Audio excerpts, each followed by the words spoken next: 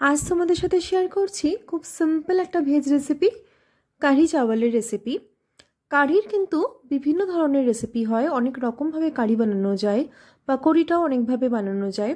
আজকে আমি পেঁয়াজ রসুন ছাড়াই কিন্তু রেসিপিটা তৈরি করেছিলাম, তাই যে কোনো নিরামিষ দিনে তোমরাও কিন্তু বাড়িতে এই কারি চাওয়াল বানিয়ে নিতে পারো। ছোলার ডালটা আমি হোল নাইট ভিজিয়ে রেখেছিলাম, তোমরা কিন্তু চাইলে 3-4 ঘন্টাও ভিজিয়ে রাখতে পারো। আর নিয়েছি এখানে 1 কাপ মতো বাসমতি চাল। চালটাকে ভালো করে 2-3 বার ধুয়ে জলে আমি ভিজিয়ে রাখলাম পরে জিরা রাইসটা বানাবার জন্য। মিক্সিং জারে আমি ছোলার ডাল অ্যাড করে দিলাম। ছোলার ডালের সাথে আমি একটা কাঁচা লঙ্কা অ্যাড করব আর দেব 2 টুকরো আদা। আদা দিয়ে ছোলার ডালটা বাটলে খুব সুন্দর একটা ফ্লেভার হয়, সেই কারণেই আমি অ্যাড করলাম। কাঁচা লঙ্কা তোমরা যদি পছন্দ না করো অ্যাড না করলেও হবে। খুব অল্প পরিমাণে জল দিয়ে বাটবে, জল ছাড়া যদি বাটা যায় তাহলে তো খুবই ভালো হয়। আর জল যদি অ্যাড করো খুব সামান্য পরিমাণে কিন্তু জল অ্যাড করতে হবে। পেস্টটা একটু টাইট হবে আর পুরো মিহি পেস্ট কিন্তু হবে না। এবারে পাত্রের মধ্যে আমি দই অ্যাড করলাম 2 চামচ, 2 বড় চামচের আমি দই অ্যাড করেছি আর তার সাথে কিছুটা পরিমাণ দইয়েরই আমি জল অ্যাড করে খানিকক্ষণ ফেটিয়ে নিলাম। এবারে ছোলার ডালের যে পেস্টটা বানিয়ে রেখেছিলাম সেই পেস্টটার থেকে 2 চামচ ছোলার ডালের পেস্ট আমি অ্যাড করে দিলাম। খুব ভালো করে কিন্তু ফেটিয়ে নিতে হবে যাতে কোনো লাম্পস না থাকে। কয়েকটা গুঁড়ো মশলা অ্যাড করে দিলাম হলুদ গুঁড়ো, লঙ্কা গুঁড়ো, জিরে গুঁড়ো, ধনে গুঁড়ো। এবারে ভালো করে আবারও মিশ্রণটা ফেটিয়ে নাও যাতে মশলাটা পুরো মিশ্রণটার মধ্যে ভালো করে মিশে যায়। দিয়ে দেব 2 কাপ পরিমাণ জল, একদম পাতলা থাকবে জলের মতো, সেরকমই ব্যাটারটা তৈরি করে নিতে হবে, কারণ যখন আমরা কুক করব তখন কিন্তু মিক্সারটা ঘন হয়ে যাবে।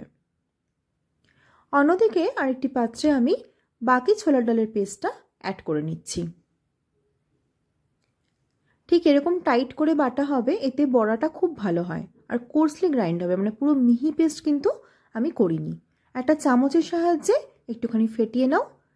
এবারে 2 চামচ আমি বেসন অ্যাড করে দিলাম। বেসন দিলে পর কি হবে, বড়াটা খুব স্পঞ্জি হবে আর কাঠিটাও খুব ভালো করে সোক করবে।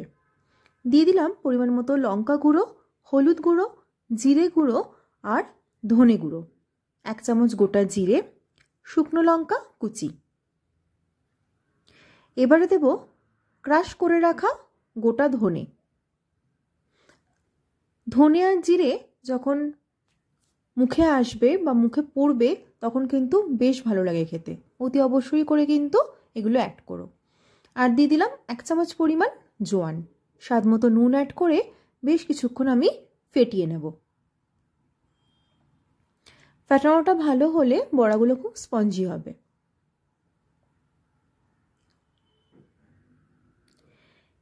অন্যদিকে আমি একটা কড়াইতে সরষের তেল অ্যাড করছি। তেলটা যখন গরম হয়ে যাবে তখন আমি অ্যাড করে দেবো এর মধ্যে 2 তেজপাতা, 2 শুকনো লঙ্কা, 1 চামচ সাদা জিরে, 1 চামচ সাদা কালো সর্ষে, 1 চামচ কসুরি মেথি, হাফ টিস্পুন শুকনো লঙ্কার গুঁড়ো আর হাফ টিস্পুন হলুদ গুঁড়ো। ফোড়নটা 5 থেকে 6 সেকেন্ড ভালো করে ভেজে নিও।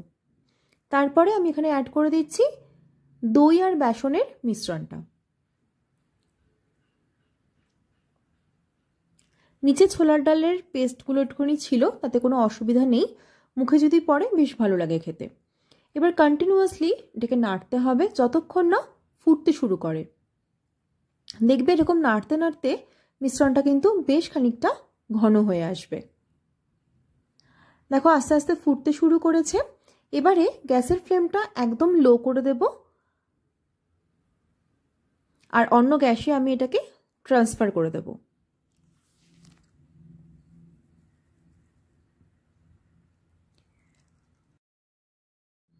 অন্যদিকে আরও একটি কড়াইতে আমি সাদা তেল অ্যাড করলাম আর তার সাথে কিছুটা সরষের তেলও অ্যাড করলাম। এবারে ছোলার ডালের যে মিশ্রণটা রেডি ছিল সেটা থেকে আমি বড়াগুলো বানিয়ে নেব।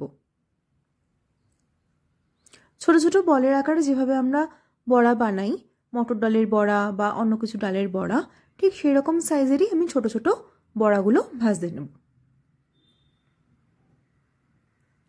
মিডিয়াম টু হাই ফ্লেমে রেখো, খুব বেশি হাই ফ্লেমে প্রথমে রাখবার দরকার নেই, তাহলে কিন্তু বড়াটা ভেতর থেকে কাঁচা থেকে যাবে আর সেটা একেবারেই খেতে ভালো লাগবে না।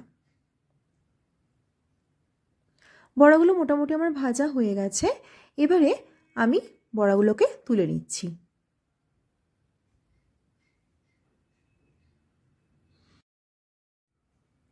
বড়াগুলো তুলে নিয়েছি।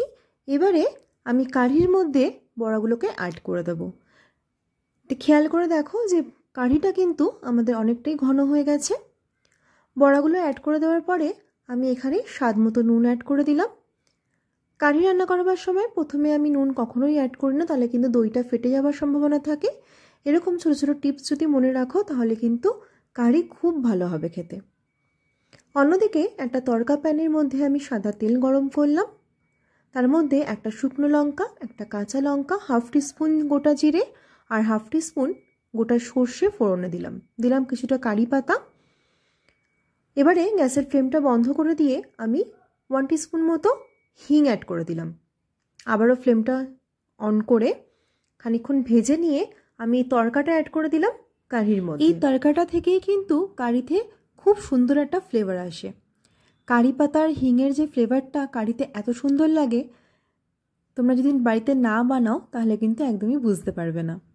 এখানে একটা এক্সট্রা তড়কা আমি অ্যাড করেছি, তার জন্য 1 টিস্পুন সাদা তেল আর 1 টিস্পুন ঘিয়ের মধ্যে আমি 1 চামচ কাশ্মীরি মির্চ অ্যাড করে নিয়েই তড়কাটা বানিয়ে নিয়েছিলাম। এটা সম্পূর্ণ অপশনাল, তোমাদের চাইলে এটাকে স্কিপও করতে পারো। প্রেসার কুকারের মধ্যে 1 চামচ তেল, 1 চামচ ঘি আর 1.5 চামচ মতো সাদা জিরে অ্যাড করে খানিকক্ষণ ভেজে নিলাম। এখানে কিন্তু তোমরা একটা তেজপাতা, একটু এলাচও অ্যাড করতে পারো, আমি আর কিছু অ্যাড করিনি। এবারে বাসমতি চাল যেটা ভিজিয়ে রেখেছিলাম সেটা অ্যাড করে দিলাম। খুব হালকা হাতে নাড়িয়ে চাড়িয়ে আমি 2 কাপ মতো ফুটন্ত গরম জল অ্যাড করলাম, স্বাদ মতো নুন অ্যাড করে দিলাম। খুব হালকা হাতে এই সময় চালটাকে নাড়তে হবে, যে কারণ হচ্ছে চালটা তো আমরা খানিকক্ষণ ভিজিয়ে রেখেছিলাম, আর বাসমতি চাল বেশি নাড়াচাড়া করলে কিন্তু ভেঙে যাবে।